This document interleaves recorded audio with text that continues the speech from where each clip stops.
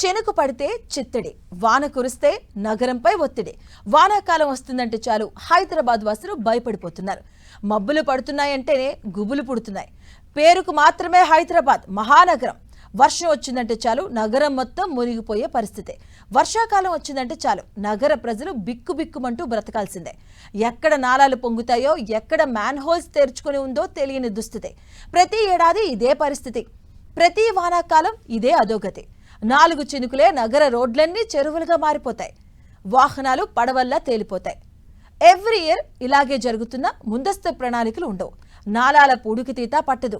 మొన్నటికి మొన్న తొలకరికే కొండాపూర్, గచ్చిబౌలి గజగజలాడాయి.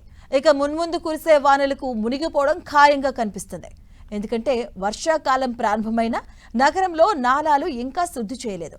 సమ్మర్ నుంచి పేరుకుపోయిన చెత్త నాలాల్లో అలాగే పేరుకుపోయింది.